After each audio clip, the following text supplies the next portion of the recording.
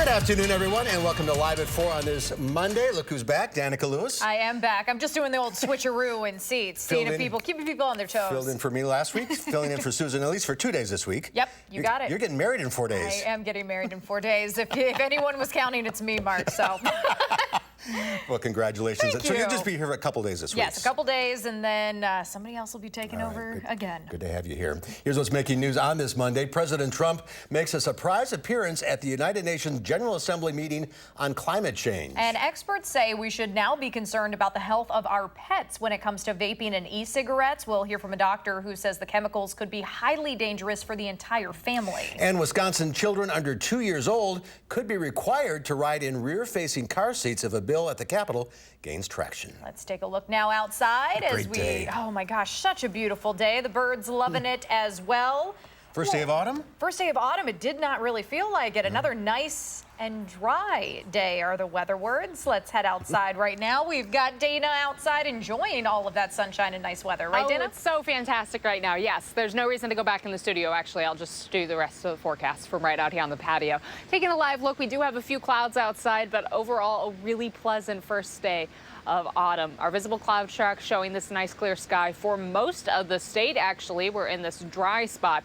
That's good news, of course. We need a little bit of time to dry on out. Doppler track doesn't have anything new coming in for this afternoon nor this evening. And in fact, we're really going to get to enjoy another nice dry day as we head into Tuesday. We're in the mid to low 70s throughout southern Wisconsin. So even though it is beautiful outside, it's still just a little bit above average for our temperatures. I don't think anyone's complaining, though. And compared to this time yesterday, we've jumped up just a little bit, a few degrees throughout the area. Plan on temps staying in the 70s for the start of the work week, but unfortunately, we do have a few more rain chances coming in before we get to next weekend. We'll take a closer look, though, at the full forecast in a few seconds. Right now on the roads, no accidents to report, no major accidents to report right now. Good news, the eastbound side of the Beltline, not seeing any major delays either.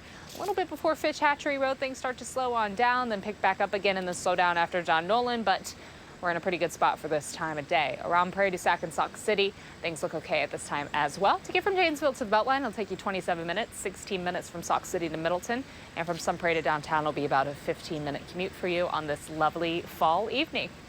Get out and enjoy. Yes, Fall absolutely. indeed. All right, Dana, thank you. See you in a few minutes. We start with breaking news into the Channel 3000 Alert Center this afternoon. A homicide investigation is underway in rural Sauk County. Sauk County Sheriff Chip Meister says deputies found the body of a middle-aged man in a rural area near the township of Fairfield yesterday, near the popular wildlife area and the Wisconsin River there. Now, an autopsy today determined the cause of death was likely a homicide.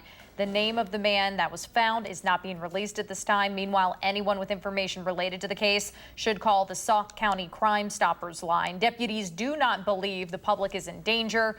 We will have more from authorities on a live report coming up at 5.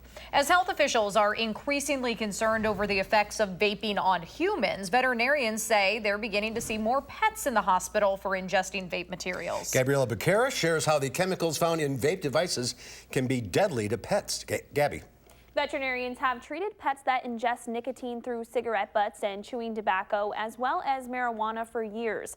But now pets are getting to those drugs through vape devices. Veterinarians say the liquid found in vape devices tend to be more concentrated, which exaggerates the side effects. But because this is so new and not much research has been done, emergency veterinarian Dr. Tristan Doherty-Leader says it is harder for doctors to predict the effects pets might experience. The concern and the problem is that with any of these vaping liquids, the concentration is just an absolute mystery. There's very little information out there that is credible or useful. So you have no idea how much they got. You have no idea in terms of what the dose the dog may have gotten, how long this might last.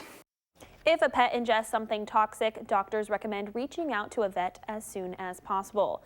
I will share more, including some side effects pets might experience if they come across toxic materials, on News 3 Now at 5. Got to be careful with the pets. Gabby, thank you. A Portage man will undergo parenting classes and anger management therapy after physically abusing his stepchildren using a Nerf gun.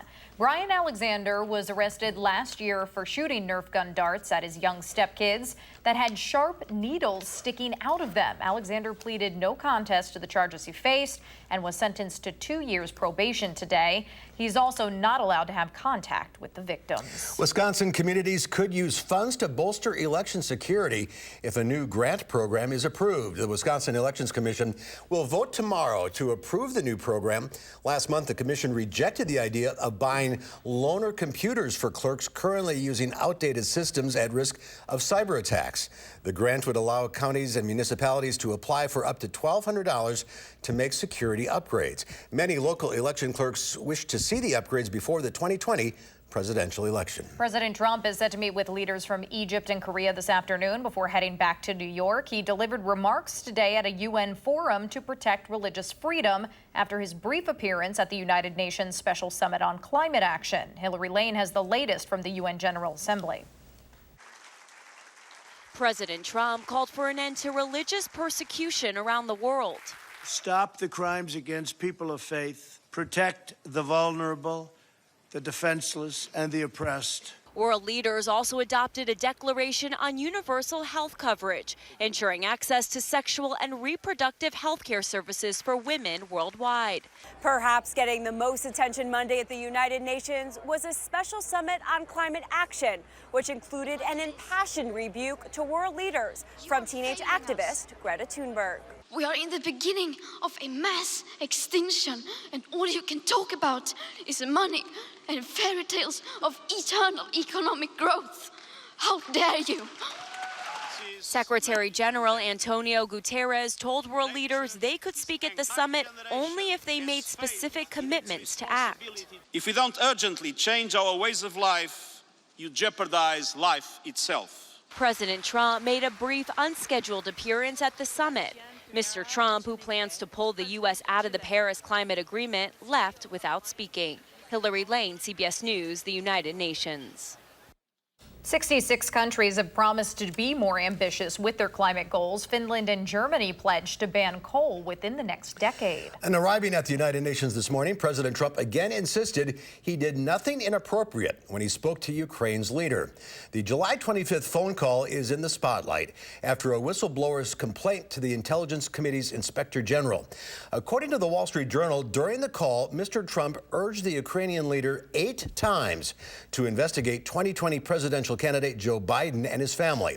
In a letter to Democrats and Republicans, House Speaker Nancy Pelosi warned a whole new stage of investigation if the Trump administration continues to conceal the whistleblower's complaint. Football star Antonio Brown says he is done with the NFL after being cut by the New England Patriots. His alleged behavior off the field could cost him nearly $40 million in deals. 2 women, an athletic trainer named Brittany Taylor and another who remains anonymous, are accusing Brown of sexual misconduct. In a now-deleted Twitter tirade yesterday, Brown lashed out at the Patriots owner, Robert Kraft. He accuses the NFL of having a double standard because Kraft pleaded not guilty to soliciting prostitution earlier this year, writing, quote, "Different strokes, different folks, clearly." Kraft has not been punished by the NFL. More local news now. There's little doubt that car seats save lives for the babies, toddlers, young children riding in them, that is. But state lawmakers are now taking a closer look at which way infants should face in those seats. Rose Schmidt explains the current national guidelines and the law legislators are trying to change. Rose? Pediatricians supporting the measure say the science around child safety is constantly changing, but keeping children in seats facing the back of the car can turn fatal crashes into ones that can be survived. For example, broken bones can be repaired, but a broken neck or a brain bleed can't be. Current Wisconsin law allows children over a year old or 20 pounds to sit in a front-facing seat, but a new bipartisan bill would raise this age to at least 2 years old. After that baby's born and you have that baby in that car seat for the first time, it's the slowest drive of your life because you are so worried that something might happen to that baby. So the fact that our laws don't provide parents with the safest method of transporting their kids and that could jeopardize a child, that is just heartbreaking. Guidelines from the American Academy of Pediatrics and the National Transportation Safety Board both recommend keeping children in rear-facing seats as long as possible or until they reach the maximum height and weight limits from the seat's manufacturer. This bill was introduced in a previous session and passed the state assembly, but it's stalled in the Senate. The proposal is now still in its early stages, but it has the support of groups like Save Kids Wisconsin and the state's chapter of the American Academy of Pediatrics. All right, Rose Schmidt reporting. Thank you. Still to come at 4, break out the British accents. Film critic Will Loper joins us. We will find out what he thinks of Downton Abbey, the movie. That's when Live at 4 continues. You're watching News 3 Now, live at 4.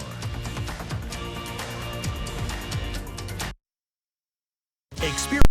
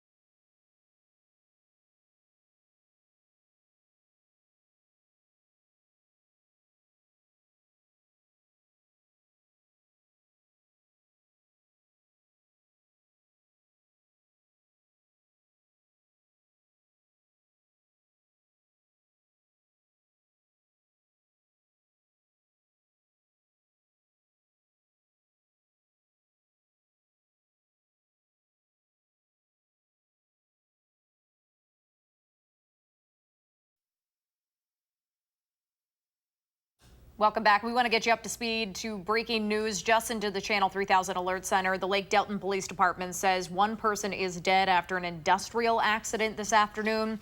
Police say they responded to a report of that accident in the parking lot of the Hotel Rome, where crews were doing utility work. That's when one of them was reportedly hit by an excavator. The incident is still under investigation, and we will have more on that incident at 5.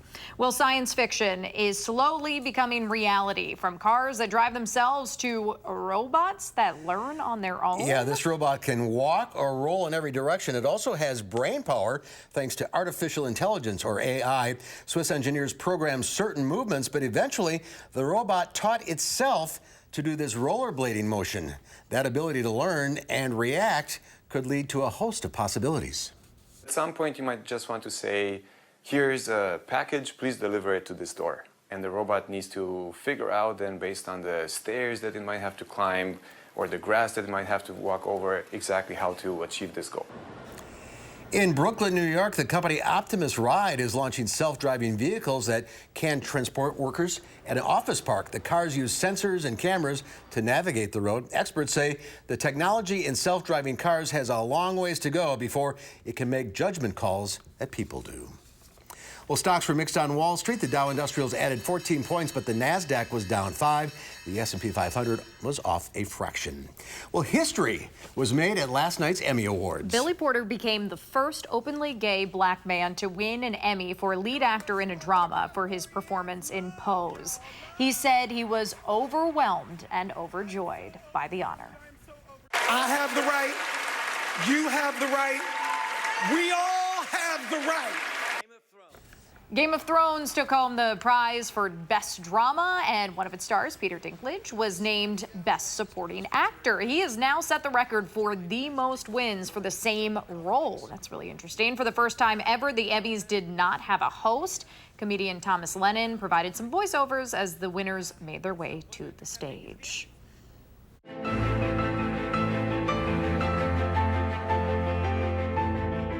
The King and Queen are coming to Downton. What? I want every surface to gleam and sparkle. Will you have enough cliches to get you through the visit? If not, I'll come to you. Oh, here we go. That was a clip from Downton Abbey, one of the newest movies to hit theaters. Here to tell us whether it is worth seeing is our film critic, Will Loper. I feel like I should break out the English accent. You should, and I should be wearing the outfit of Mrs. Patmore, but it's at the dry cleaners, so... timing's everything. I know, darn it, anyway. Well, anyway, the visit back to Downton may just feel like a 2-hour-long television episode, but it's still well worth the trip to the theater to check back in with the Crawley family and their servants. So the King and Queen are coming for a visit, and the house is all a-bustle trying to prepare. The family is excited to host, and the staff can't wait to serve King George and Queen Mary in person. Of course, things never go smoothly. Turns out there's a whole royal staff that come in and disrupt the downstairs, while upstairs, the Dowager Countess Violet Crawley, played by the brilliant Maggie Smith, has to scheme to get her son an inheritance that's been promised him. Now, there's 5 or so other subplots that are all juggled with ease. Now, for me, I was hoping the prospects of doing a movie would mean we'd get even crazier and bigger events happening than in the television series, but really, this is just an extension of the show. You know, which isn't a bad thing. It's exactly what we'd all hope and expect from Downton, and it's an extremely pleasant way to spend 2 hours. And it must be fun to see it on the big screen. Oh, absolutely. And it's been 4 years since we've seen them, so it's just great to revisit them and see them all back in action. Love that show. Yeah, I do as well. I gave the full disclosure to Mark before this. I was like, I'm going to follow your lead because I have not gotten on the Downton Abbey train. Yeah. Oh, you do. Just watch one episode. I know. I've heard great things. You'll get hooked. I know. I'm sure. What's the rating of the film? 3.8 Maggie Smiths out of 5. Gosh, she is the best. All right, up next, Ad Astra. The Earth put its hopes in him. And now, it's fate. It's on me.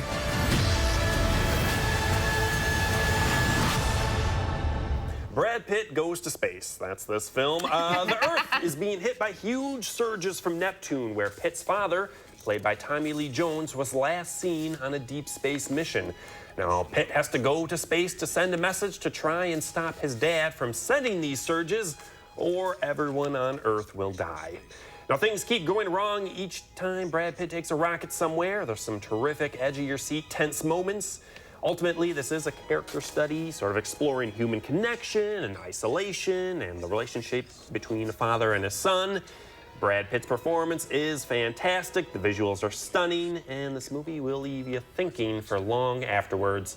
I think it's one of the best of the year so far. That is a high mark right there. It's good. It's really good. Yeah, I'm never too sure when this trailer plays what exactly it's going to be about, except for Brad Pitt in space. That's about it. All I can surmise. And kind of the less you know about it, the better. Cool. And you kind of go on this journey with him and discover what's some the rating? stuff. We gave it 4.3 Applebee's out of 5. Apparently, when we colonize the moon, first thing that's going there is an Applebee's. Oh, good to know. In the movie? on the moon in the movie, yeah. Is there really? Yeah, the subway, and I hear there's a Starbucks up there, so. Oh, good. Thank goodness. I know. I can't do without my coffee. Yeah, all right, next week. Abominable. Yeti must be reunited with his family. Oh, Isn't he cute? It looks so cute. It's a family film? Family film. It's for the kids. All right, well, Excellent. thank you. Thank you, It's good guys. to see See you next Good to week. And we'll be right back.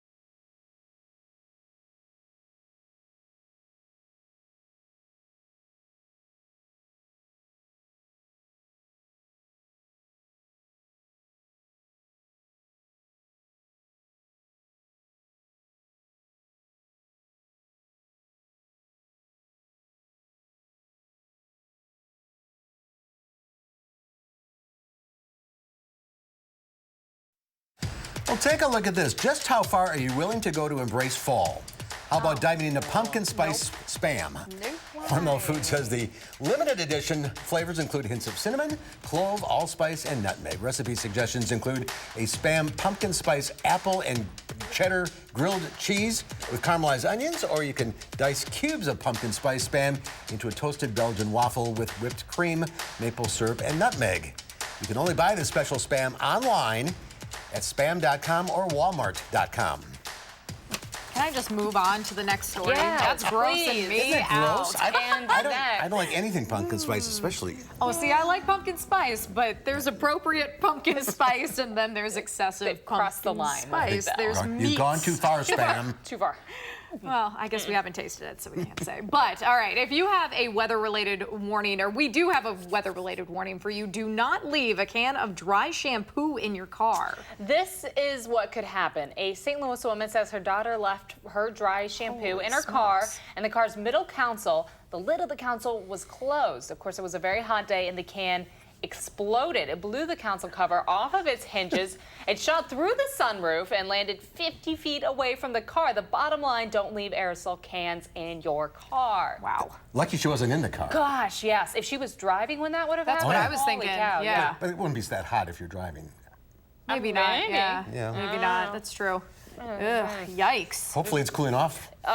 It's still going to be warm enough for exploding. It is still going to be warm, Hands. especially in the southern Midwest and the southeast right now. They are under quite a heat wave. Some parts of Alabama will be over 100 Holy over the next few days. So It's almost October. Fall has not arrived for them. For us, though, pleasant weather, even though it is just a little bit above average. We'll take a closer look at what's ahead for the rest of your work week right after the break.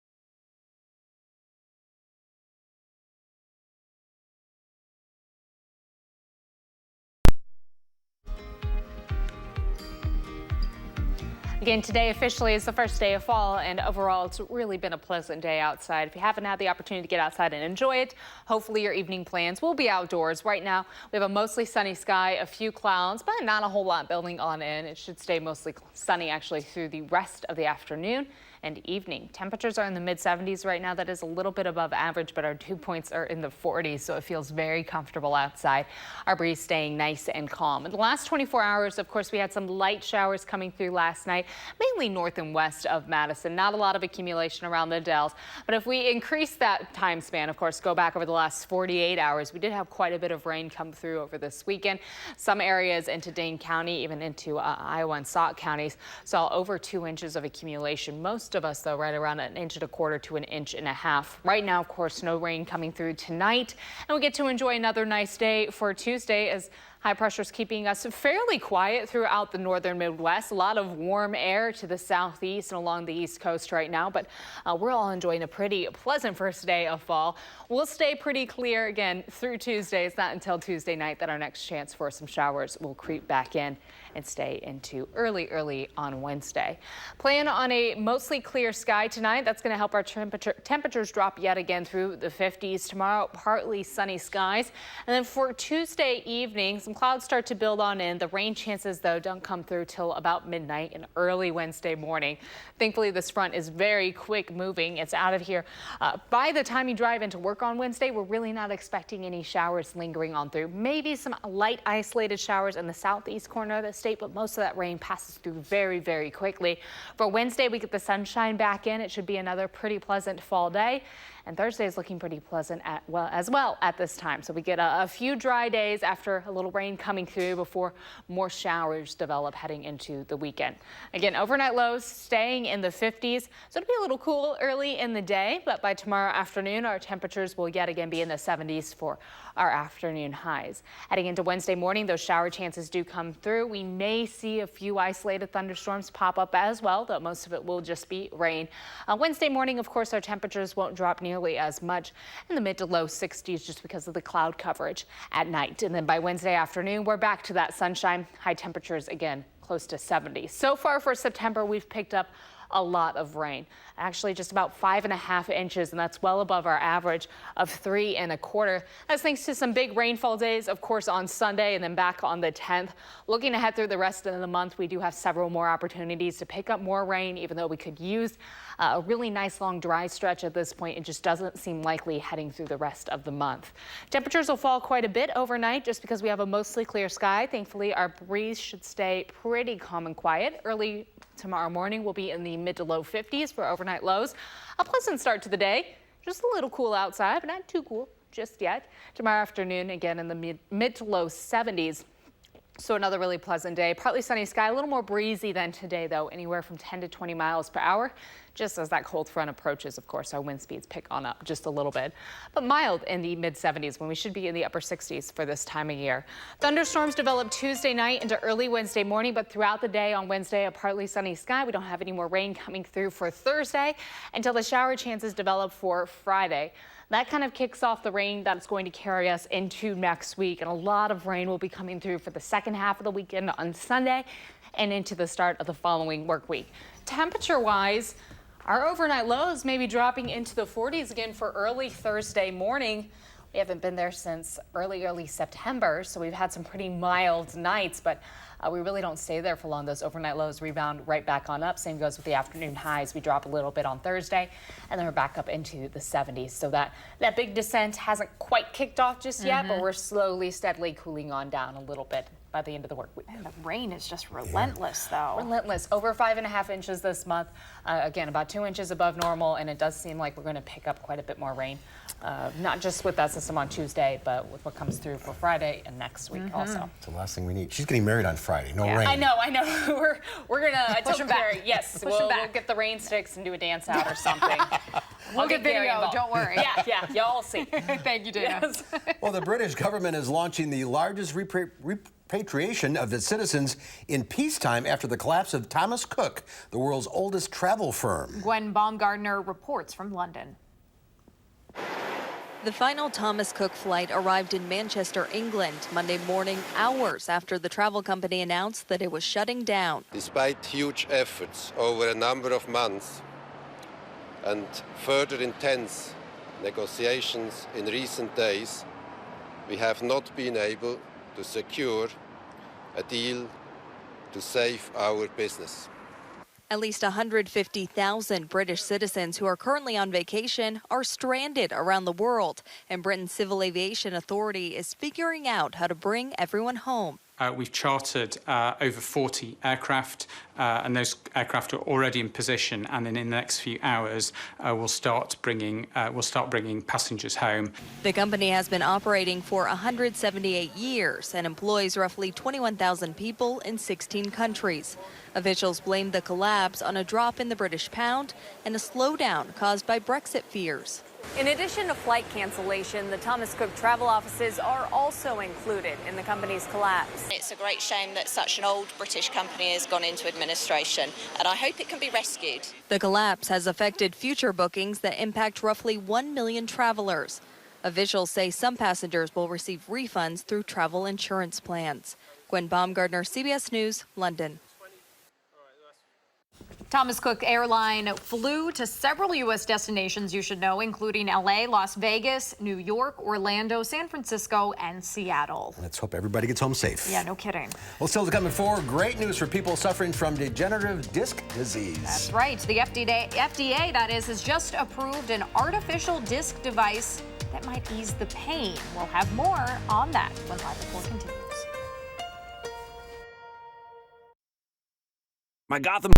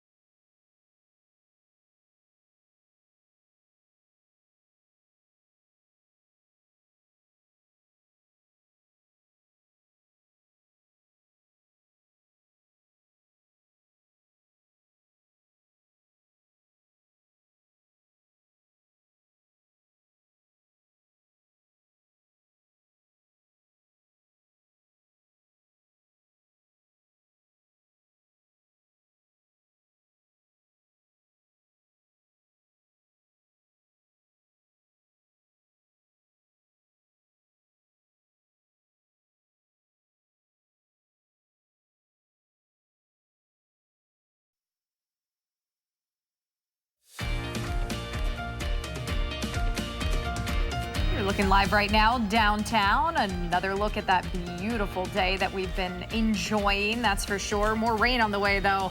We'll check in with Dana again coming up in a bit. So 1/3 of people over 40 suffer with degenerative disc disease, leaving them in pain and unable to function. Well, now the FDA has approved an artificial disc device that can help. Joy Benedict has one patient's story. Hi, Miss Zoe. Bending down to play with your dog seems like a simple task, but for Shay Gibson, it was once impossible. I was crying. I thought I was having a heart attack. Gibson had a herniated disc in her neck. Months of physical therapy did not relieve her pain. I started feeling like hopeless in the sense of, when is this going to get better? She took part in a clinical trial testing a new artificial cervical disc called the M6C. And it's really, she's sitting bone on top of bone. Beverly Hills spinal neurosurgeon Dr. Todd Landman has been working with disc replacements for years and led the clinical trial. M6 is the first disc that has a compressible core and replicates motion of the human disc almost perfectly. The artificial disc is made of polycarbonate urethane, a fancy plastic. Surgeons place 2 titanium plates on each bone and slip the artificial disc in between. Previously, patients would be treated with spinal fusion, but Dr. Landman says fusions can cause even more problems and the recovery is longer. Fusions take 3 months to heal. Artificial discs heal in 3 to 4 weeks. The M6C is now FDA approved. If I can help somebody restore mobility and motion and give them functionality in their life, I'm all for that. Gibson was one of the first patients in the U.S. to get the artificial disc. I feel like my life is back. 3 years later, she says she is grateful to be pain-free. Joy Benedict, CBS News, Los Angeles. And according to the FDA, a study of 152 patients shows an 86% overall success rate at 2 years. That's pretty good. I was just about to say that, especially for neck and back pain. I mean, it's the worst. Yeah. It is so tough to deal with. All right, it is time to get your plant and garden questions answered. Lisa Briggs is standing by live at the Bruce Company, ready to take your calls. 270-9933. Oh, grass. Find out. I know, a little praying mantis buddy. All right, call in now. I know.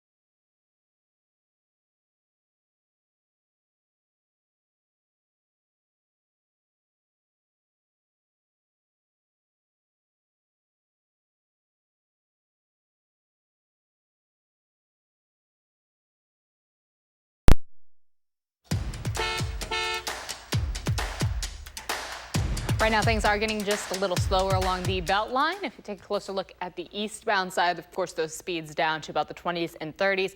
Just before Fish Hatchery Road, the right shoulder is blocked, but all the lanes moving just fine right now. Around Janesville, no major delays, though, as more folks are heading on the roads downtown, starting to get just a little slower. 39 and 90 looks just fine. Around Prairie du Sac and Sauk City, things are getting a little slower heading into Sauk City right now. Of course, down to just one lane heading westbound, but the further north you get, things look just fine right around Baraboo. From Janesville to the Beltline, it'll take you 27 minutes. From Sauk City to Middleton, about a 17-minute drive this evening. And from Sun Prairie to downtown, about 20 minutes. So just a little longer than usual. That's a quick look at traffic. So much, Dana. Things got a little cheesy in downtown Louisville over the weekend. From Gouda to Parmesan and the classic cheddar, hundreds attended the inaugural Louisville Mac and Cheese Festival. Sign me up. Yeah. The event brought in some of the area's best restaurants and food trucks. In all, 40 different styles of macaroni and cheese. Put that together with the bourbon going on down there. Mm-hmm. That's a good match. That's a good thing for here, I would think. Yeah, I would think so too. Or I know they do the curd fest already, so there you go. I'm not opposed to it. No. All right, it's time to get your plant and garden questions answered. Lisa Briggs from the Bruce Company is taking your calls at 270-9933. What happened to the praying mantis? Where's your buddy? Penelope, I gave her back to Sue, who found her on the lot today. And Penelope's going to go to Sue's daughter's second grade class. Oh, fun. So they'll learn all about the life cycle of praying mantis. How cool is that? Very cool. All right, yeah. Let's get to the calls. We'll start with Mindy from Fitchburg. Hi, Mindy. Hi. Hi, what's your question? I have a bird of paradise plant indoors, and it has some kind of a black flecks on it, and I always just thought it was, pieces of dirt from the soil, the potting soil. But I'm almost wondering if it's some kind of insect. I don't see any movement, so I'm not really sure what to make of it. But if it is an insect, I'm wondering how do I get rid of it?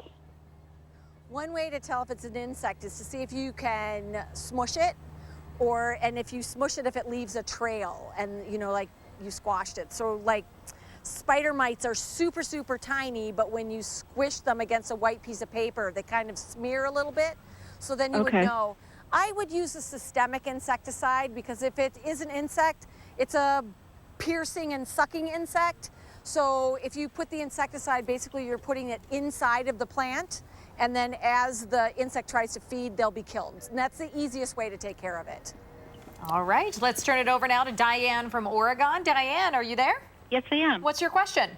I have 2 Cali lily plants, and they're done flowering. The leaves are still pretty green, and I'm wondering if I cut them back like regular lilies.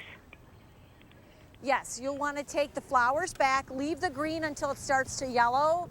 So probably a few more weeks this fall yet, and then cut them back, not all the way to the ground. Sometimes lilies have a pretty hollow stem, and if water gets in there, it sort of will rot the bulb a little bit. So leave them up about 4 or 6 inches high. All right, sounds good. Let's go to Kelly now from Manchester. Hi, Kelly, what's your question? Hi, I've got, it's a burning bush. We've had it for probably 20 years. It's on the northeast corner of the house. It's lovely, except this year it has maybe a third with leaves, and the rest of it is absolutely bare. So we don't know if it got nipped this last winter. And the question is, do we give it the last rites and yank it out, or should we wait and see what happens next year? Do you have anything coming up from the bottom? No. Okay. So burning bush, for some reason, took a real hit this spring. And some of them managed to leaf back out a little bit, and some of them started sending new shoots from the bottom. So I guess what I would do is wait till next spring. The wood that you have that doesn't have any foliage on it, take a little knife and nick the bark off, and if you see there's still green under there, then I would leave it. Otherwise, you can cut out all of that dead material and see if you're going to get some new growth coming from the roots next spring.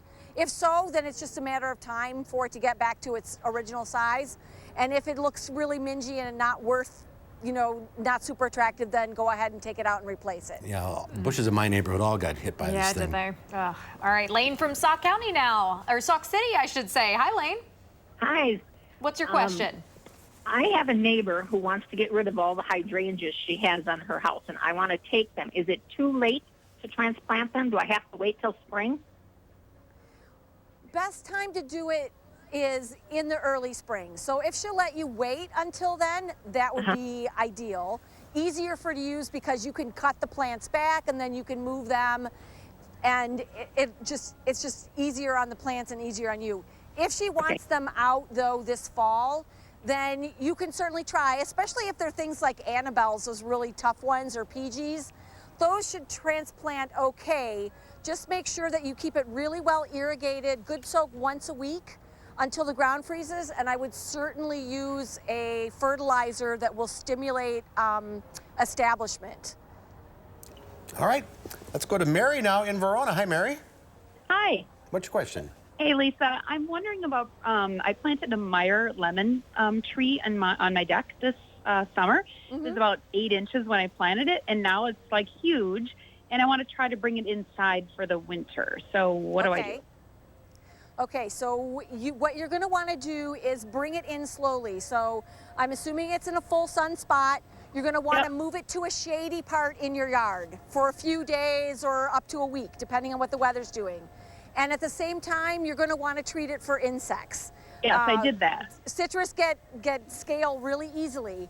And then once you've sort of acclimated it to lower light, then you're going to bring it inside to the absolute sunniest part in your house. So south window or a west window where it's going to get a ton of light. And then, you know, fertilizing you wouldn't want to necessarily do during the winter time, but they do like a little bit of acidity. So you might want to just give it a little bit of soil sulfur or something just to sort of acidify the soil once you bring it inside. Okay. Yeah, a lot to think about. Sharon from Hustler, this will be our last question. Sharon, what's your question? Well, I have a large morning glory vine with no flowers, and that's happened last year too. And I'm just wondering why I'm not getting any flowers. If you have it in the sun, that morning glories are going to need a super sunny spot. You also might want to try putting some like bulb booster or something in your soil to sort of get the soil fertility a little better. That might be one of the reasons if you're planting it in the same spot and it's not blooming. You just need to put some compost or something in the soil. Okay. Well, we're out of time. Thanks to everyone for calling in. I'm mesmerized by that windmill behind you. I'm still thinking about Penelope. All right. Here, look at this moving. I know. He's hypnotized now. All right. Thanks, Lisa. We'll be right back with the final check of your forecast.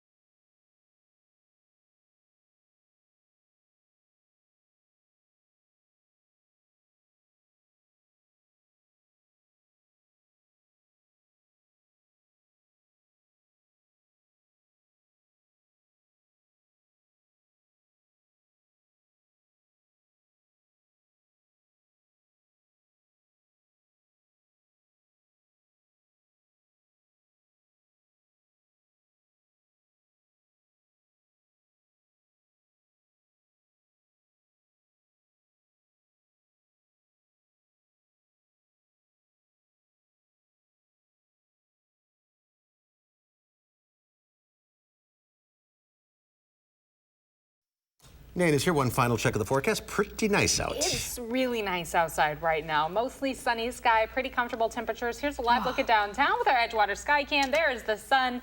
So please go outside right now. Right now. No, Right now. wait a few minutes. Wait a few minutes. Okay, hold on. One more second. Our cloud track's nice and calm. Nothing new coming in for us currently, nor overnight. Of course, the Doppler track's nice and quiet. We're done with the rain for a little bit.